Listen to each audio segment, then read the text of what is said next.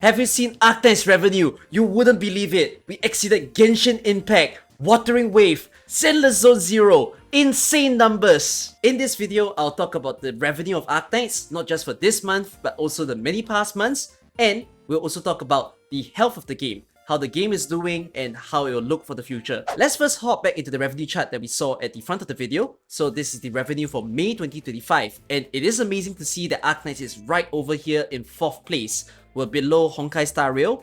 Understandably, Honkai Star Rail just had their big event, but we also just had our big event, where in the month of May, for the CN server, they got Exo Alter and Lemuen, which is basically their 6th anniversary. A very big event. This is what's carrying the revenue. But yes, it is true, we are higher than Genshin Impact, we're higher than WoW as you see, and a lot of the other games as well. But one big thing for people to note is that this revenue doesn't account for all the platforms that these games may have. So if there's PC or console, it's not included here, because this is only a mobile revenue data. Even if it's only mobile revenue, by no means can we undermine the earnings that Arknights is getting, because the idea of earning more than $10 million consistently every single month, that is still big numbers for them to enjoy. We're still talking about merchandise revenue that is not here, there's also on-site events. Definitely, Arknights is way above water. Let's take a look at the monthly breakdown. So, of course, we have CN, Global, JP. We're gonna just focus on CN first. So CN earned a total of 33 million USD, and that amount is gonna be this amount of Chinese yuan. We'll just take the first 5 numbers, because this is gonna be in the 10,000s, and that amount of revenue is going to be in between the earnings of Texas Outer and Virtuosa. This graph is made by AKCN Infodump, so thank him for making this graph. It shows all the monthly revenue, including what banner was happening during that point in time. In truth, the amount that we're getting for Exo Alter is just exhibiting consistent behavior with all the other banners, where during a big event, you have a lot more people spending. When it's the other characters, maybe people are saving their money, saving their pools, in order to work towards the next big limited that might arrive. Well, here's an interesting trend.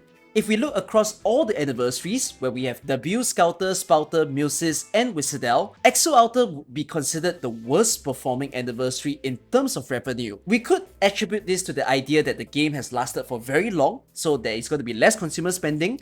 There are a lot of people who save pools, gotten all the characters, so getting Exo Alter today is considered easier than in the past. I won't be able to tell what the exact reasons for the lower spending are, but even so, the amount of earnings is still pretty darn high. With this amount of revenue, we are definitely in a very healthy state. Of course, we might like to joke that the game might be able to EOS, or we might even say things like the CN players are helping us to prevent EOS, but we're so far from that even happening.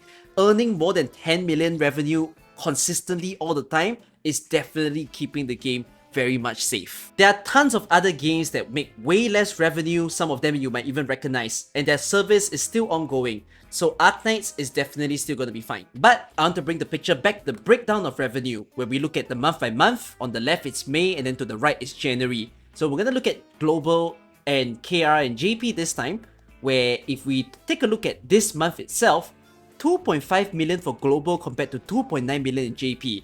It's a bit of a surprise because this is one of the first few times where we're actually closer towards JP. If you look at all the past months, we're actually further away from JP, and JP is always making that big amount of revenue. So it is nice to see that Global is still generating quite a bit. We consistently get more than $1 million revenue every single month, and that is already good enough. Of course, there's still the wish that we can have more players, because it's crazy to think that JP always does so well. But even so, these are still good stuff to tell us that the game is doing okay. If you think that Global is doing not too good, KR is technically earning less and they're still just fine in terms of still running as a service. So we're all gonna be okay. Anyways, that's all for the update towards the health of the game, just to let you guys see what it is right now.